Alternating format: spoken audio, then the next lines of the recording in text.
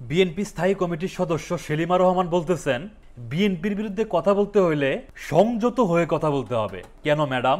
BNP কি পীর মা সাহেবের দল? বিএনপির নাম নেওয়া যাবে না, বিএনপি কোনো কিছু করলে সেটা বলা যাবে না, বিএনপির বিরুদ্ধে কথা বলতে হলে সংযত হয়ে বলতে হবে, নয়তো ওজন নষ্ট হয়ে যাবে।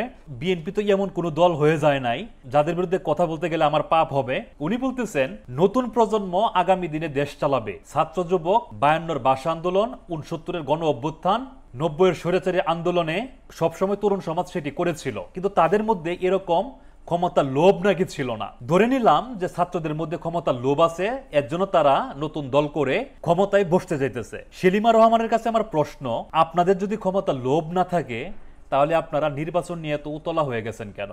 প্রধান উপদেষ্টা যেখানে বারবার বলতেছে যৌক্তিক সংস্কারগুলো শেষ করার পরে নির্বাচন হবে, তাতেও আপনাদের মন ভরতেছে না। তারেক রহমান চাইতেছে দলকে সংগঠিত করতে। গত পরশু উনি মানিকগঞ্জের একটা মেয়েকে, নন্দিনী নাম, তার জন্য মেডিকেলের প্রথম বর্ষের বই এবং 32 টাকা উপহার হিসেবে পাঠাইছেন, যেখানে তারেক রহমান চেষ্টা করতেছেন তার নেতাকর্মীদেরকে সংগঠিত করতে, দেশের মানুষের উন্নয়নে কাজ করতে, দেশের মানুষের সাথে সম্পৃক্ত হইতে। সেখানে বিএনপির কিছু নেতা চেষ্টা করতেছেন দলকে কলঙ্কিত করতে। তারা উল্টাপাল্টা কথা বলতেছেন, তারা দলকে বিপদে ফেলতেছেন। গত 17 বছর আপনারা দেশবাসীর জন্য কি করছেন? কিংবা আপনারা যে ক্ষমতা যাওয়ার জন্য উতলা হয়ে গেছেন, ক্ষমতায় যাওয়ার পরে আপনারা দেশবাসীর জন্য কি করবেন তার কোনো রূপরেখা আপনি দিতে পারছেন? ফ্যাসিস্ট সরকার যে সংবিধানের বলে একনায়কতন্ত্র কায়েম করার চেষ্টা করছিল, সেই সংবিধানটা আপনারা বাতিল করতে দিলেন না, কারণ এই সংবিধান আপনাদেরকে সুযোগ করে দিবে পরবর্তীতে যাতে একনায়কতন্ত্র কায়েম করা যায়। তাহলে দেশবাসী আপনাদেরকে বিশ্বাস করবে কেন, বা দেশবাসী আপনাদের কথা শুনবে কেন?